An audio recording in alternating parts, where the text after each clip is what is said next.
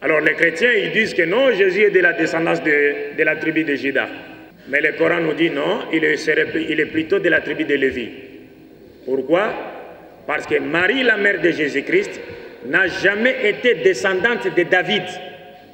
C'est-à-dire, elle n'a jamais été de la tribu de Juda, mais plutôt de la tribu de Lévi, la tribu des sacrificateurs. Alors, si Jésus-Christ n'avait aucun lien du sang avec un homme, c'est-à-dire si sa mère l'avait eu sans l'intervention du gamète mâle, il est donc logique que Jésus-Christ soit de la tribu de Lévi et non de la tribu de Juda, parce que sa mère n'a jamais été connue par un homme qui lui aurait donné Jésus-Christ pour que ce dernier soit de la tribu de cet homme. Il n'a aucun lien du sang avec un homme. Il est né miraculeusement sans père. Donc il est de la tribu de Lévi, comme le dit le Coran, de la famille d'Imran. Et beaucoup de savants chrétiens de nos jours ont confirmé ce que dit le Coran. Aujourd'hui, il y a une nouvelle Bible qui a été éditée par les chrétiens qui s'appelle la Bible de confession chrétienne. Dans une note explicative sur un passage de l'évangile de Matthieu, les chrétiens nous disent, ils reconnaissent que Marie était de la descendance de Lévi. Donc si Marie est de la descendance de Lévi et que son fils est né sans père et avait une mère, il doit hériter la tribu de sa mère. Donc le Coran a corrigé la Bible sur ça.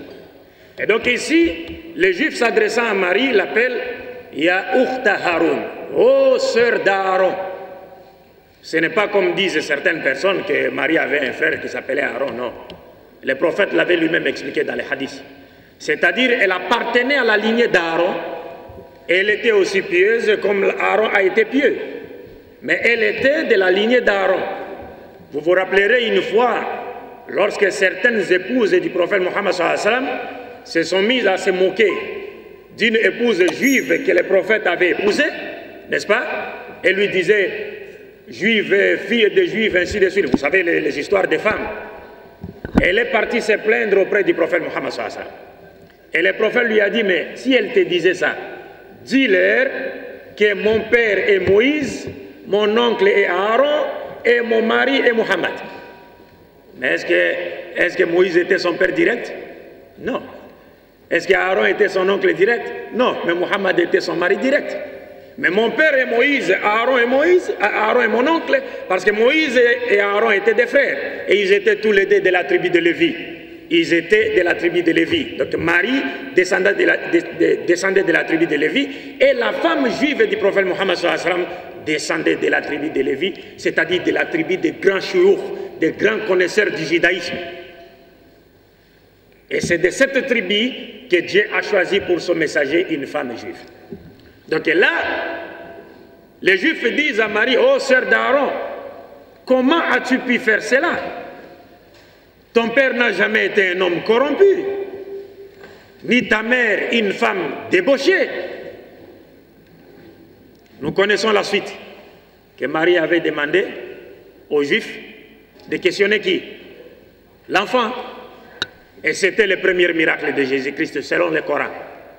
Mais selon la Bible, le premier miracle de Jésus, c'est qu'il a transformé l'eau en vin, n'est-ce pas? Et il a servi aux gens pour qu'ils se saoulent. Vous comprenez? Mais le premier miracle de Jésus, selon le Coran, c'est qu'il a parlé alors qu'il était encore bébé. Et que cela ne nous étonne pas si Dieu a fait parler un bébé. Parce que dans la Bible, Dieu a fait parler un animal. Nous y reviendrons, Inch'Allah. Donc ces deux passages du Saint-Coran font allusion à la calomnie grave des Juifs contre Marie. Les Juifs qui accusaient injustement Marie d'avoir été coupable de fornication. Et que dans sa fornication, elle aurait eu qui? Jésus-Christ. Et vous pouvez vérifier cela dans les livres des Juifs jusqu'à nos jours. Ça existe. Il y a un livre des Juifs intitulé, appelé l'Évangile du ghetto. Et puis il y a aussi un autre livre appelé le Talmud de Jérusalem. C'est un grand commentaire de la Bible chez les Juifs. Ça c'est le Talmud oral. Les propos des grands rabbins, grands chouyours ont été réunis dans ces livres qui expliquent la Torah.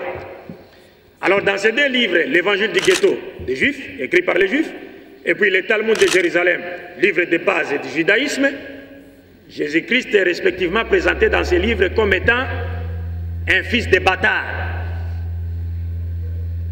Vous comprenez?